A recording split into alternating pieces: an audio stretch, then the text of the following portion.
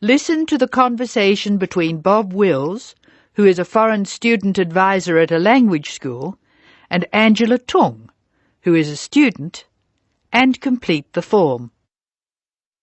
First, you have some time to look at questions 1 to 8 on the form now.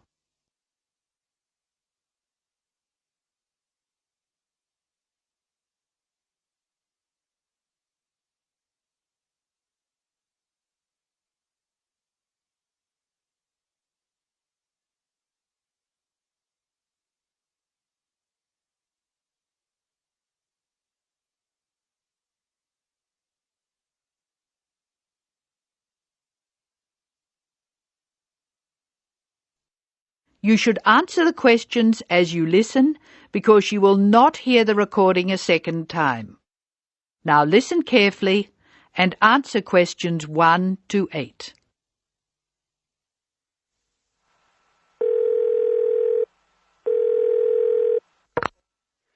Hello, Foreign Student Advisor's Office. This is Bob Wills speaking. Can I help you? It's Angela Tung here, Bob. I'd like to make a request for special leave. Can I do that over the phone? Hello, Angela. You can make that request by phone, but I'll have to fill the form out. Let me get the special leave form. OK, here it is. Tell me your student number, please. It's H for Harry, 5712. H5712. OK. What's your address, Angela? I live at 10 Bridge Street, Tamworth. 10 Bridge Street, Tamworth. And your phone number?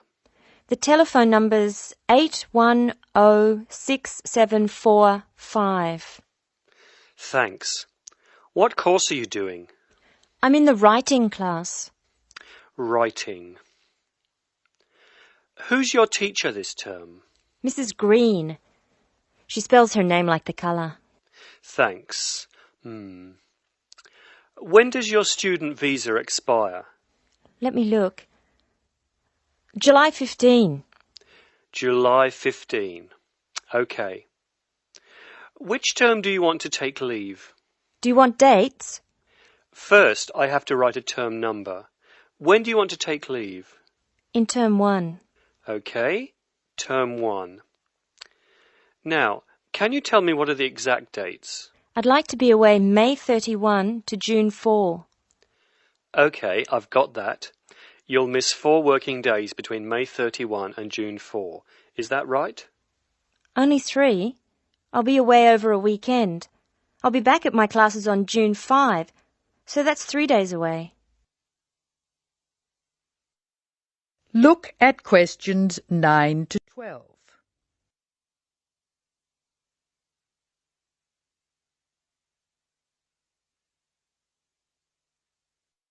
Now listen to more of the conversation between Angela and Bob.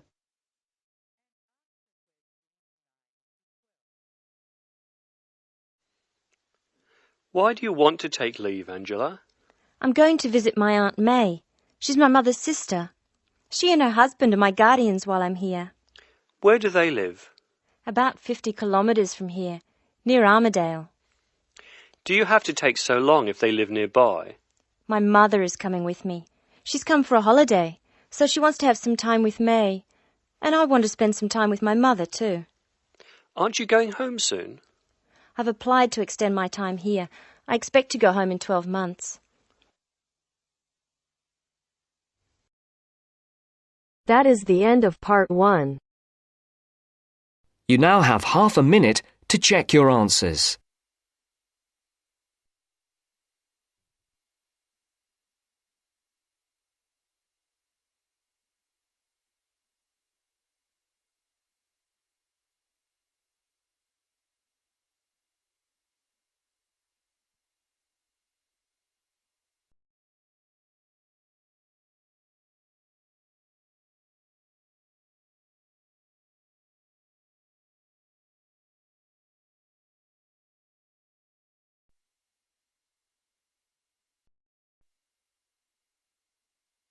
Now turns to part 2. Part 2. First, you have some time to look at questions 11 to 16.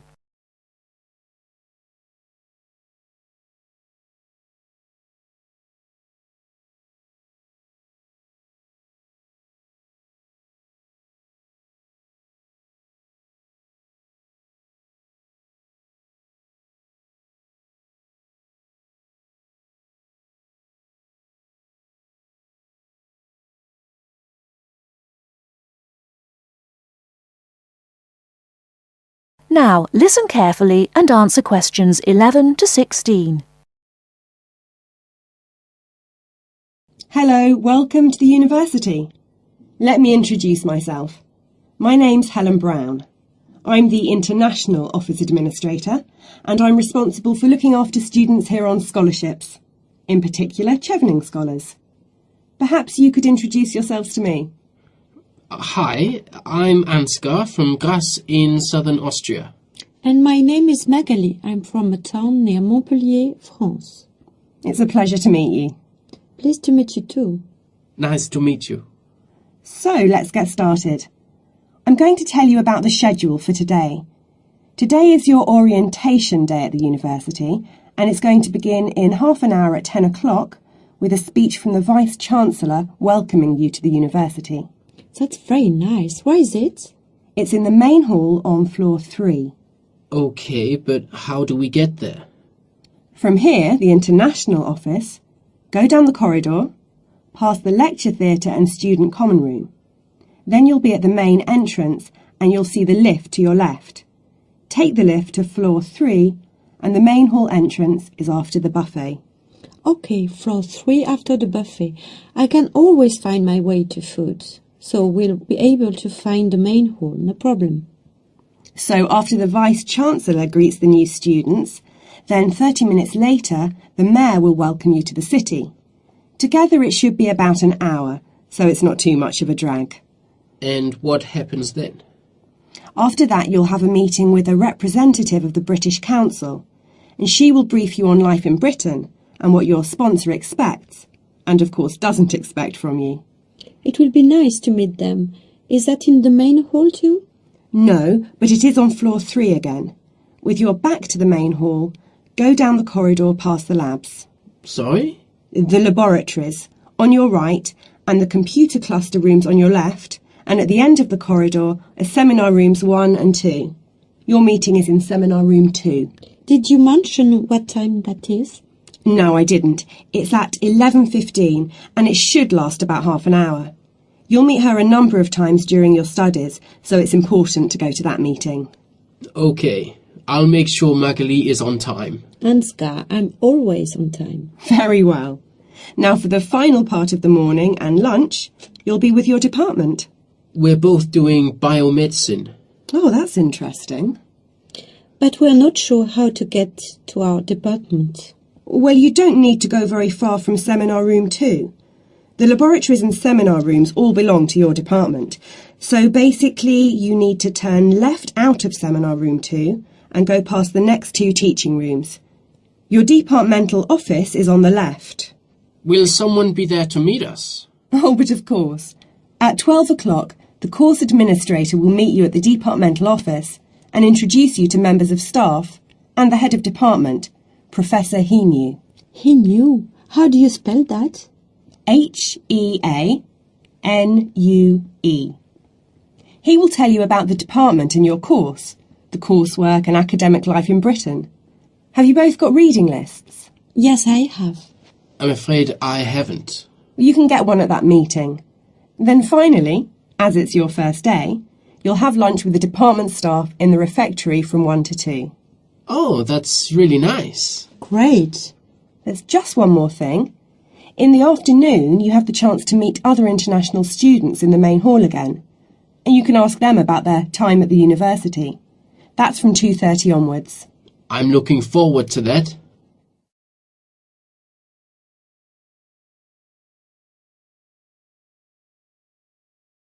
Before you hear the rest of the talk, you have some time to look at questions 17 to 20.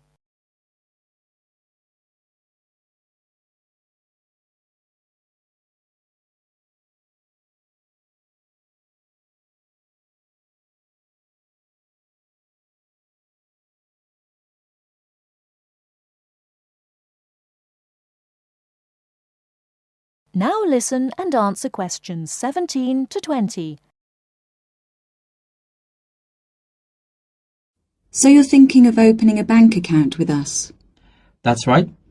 And you are an international student at the university? Yes, I am. And how did you hear about us? From Student Services. They gave me a list of banks near the university, and I chose this one because you have a branch near campus and a student advisor at the bank. Yes, I'm part of the student advice team. There are 3 of us here. Right, now I'll go over the services we offer to international students, and then we can go through a few details before we set up your account. Okay. We can offer you a current or cheque account and a savings account. Do you pay interest on the current account? We do, but not very much, about 1.5%.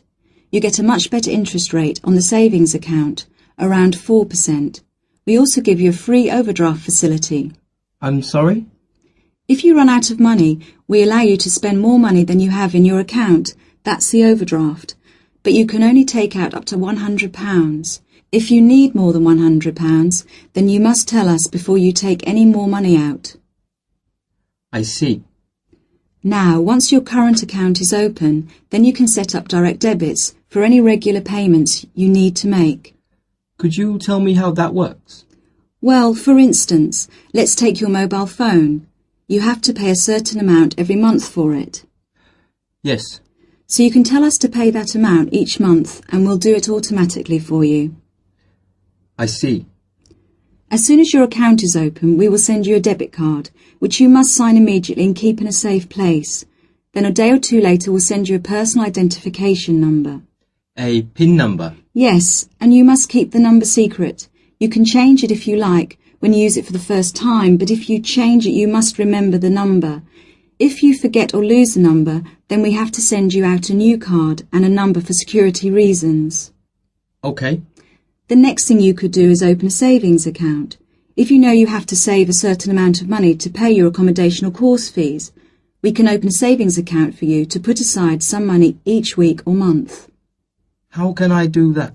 You can manage your accounts in one of 4 ways. You can come into the bank here on the university campus and tell us what you would like to do, or you can call us on 08457 004 004 and instruct us what to do over the phone. That's 24 hours a day, 7 days a week. Alternatively, you can manage your account over the internet. I see.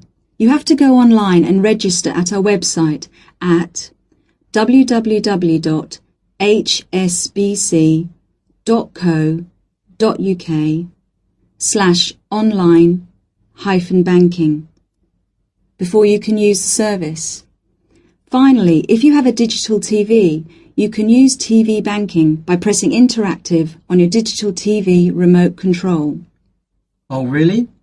I don't have a digital TV, unfortunately, but I can do the first 3 things. Now, do you have any insurance? What's that? For example, if you lose something or one of your possessions is stolen, we will cover the cost of it. How much does that cost? It's £24 a year, so it really is worth thinking about. I don't need to think about that.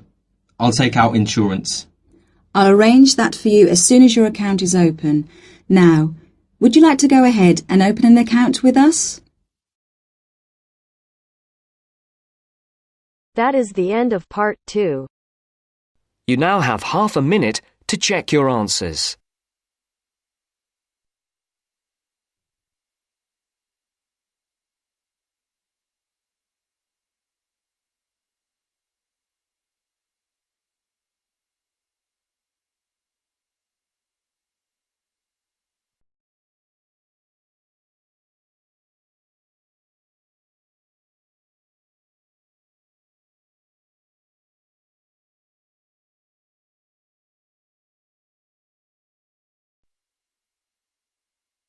Now turns to part 3.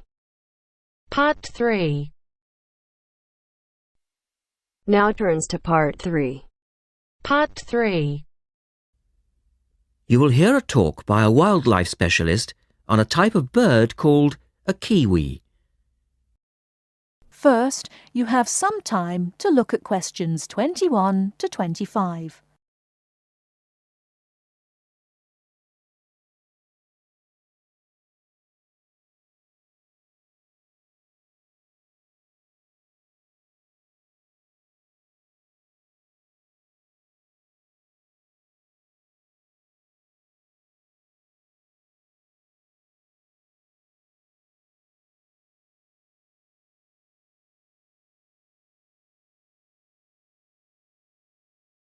Now listen carefully and answer questions 21 to 25.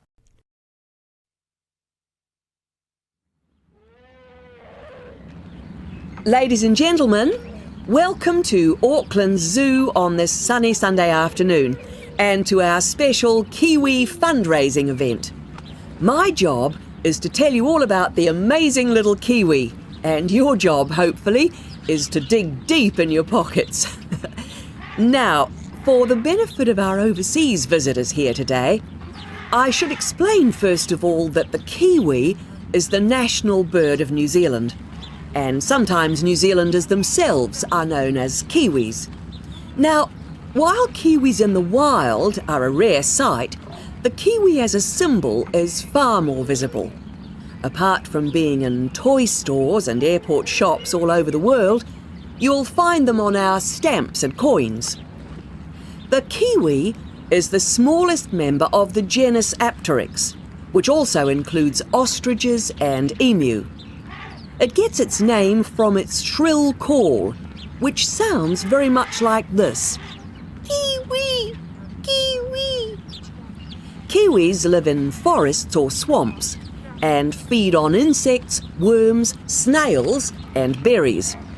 It's a nocturnal bird with limited sight, and therefore it has to rely on its very keen sense of smell to find food and to sense danger. Its nostrils are actually right on the end of its long beak, which is 1/3 of the body length. Now, here's an interesting fact. Although kiwis have wings, they serve little purpose, because the kiwi is a flightless bird. Since white settlement of the islands, kiwi numbers have dropped from 12 million to less than 70,000. And our national bird is rapidly becoming an endangered species. This is because they're being threatened by what we call introduced animals. Animals which were brought to New Zealand, such as cats and ferrets, which eat kiwi eggs and their chicks.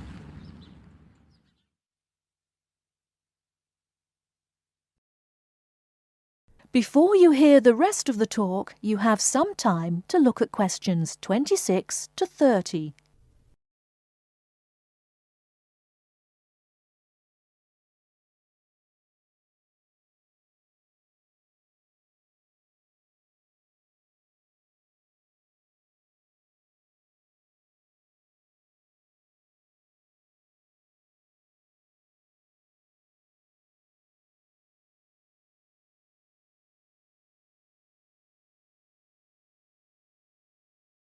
Now listen and answer questions 26 to 30. And so we have launched the Kiwi Recovery Programme in an all-out effort to save our national bird from extinction. There are 3 stages to this programme. Firstly, we have the scientific research stage. This involves research to find out more about what kiwis need to survive in the wild. Then secondly, we have the action stage. This is where we go into the field and actually put our knowledge to work. We call this putting science into practice. And then we come to the 3rd stage, the global education stage. By working with schools and groups like yourself, as well as through our award-winning Kiwi website, we are hoping to educate people about the plight of the kiwi. As part of the action stage, which I just mentioned, we've introduced Operation Nest Egg, and this is where your money will be going. It works like this. It's a 3-stage process. First of all, we go out to the kiwi's natural habitat and we collect kiwi eggs. This is the tricky part, because it can be very difficult to find the eggs. Then, in safe surroundings, away from predators, the chicks are reared. Now, this can be done on predator-free islands or in captivity.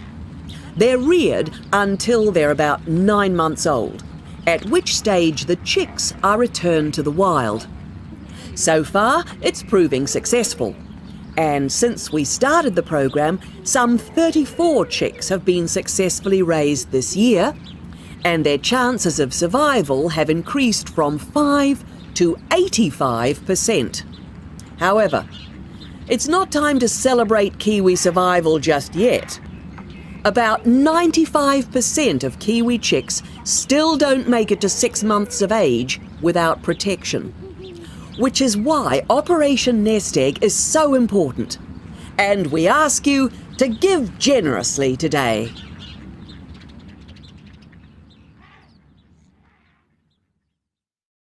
That is the end of part 3.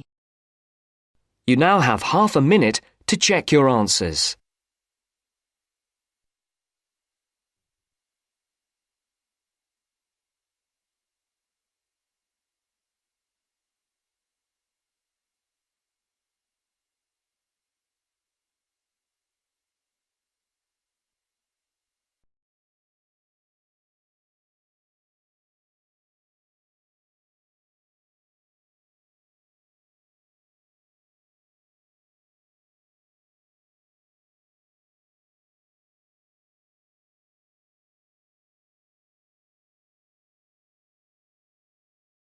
Now turns to part 4.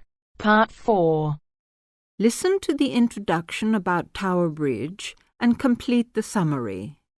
First, you have some time to look at questions 31 to 40.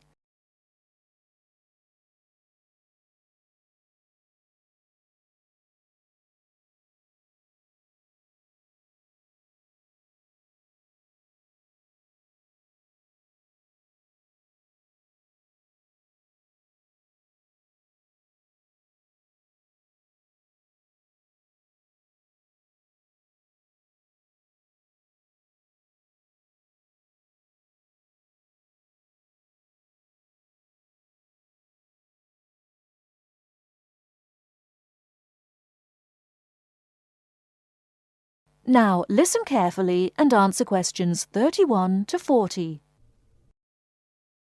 Tower Bridge is located in one of the most interesting parts of London.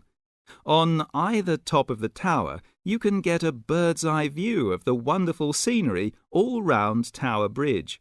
On its south side are many tall old buildings. On its north side stands the Tower of London itself.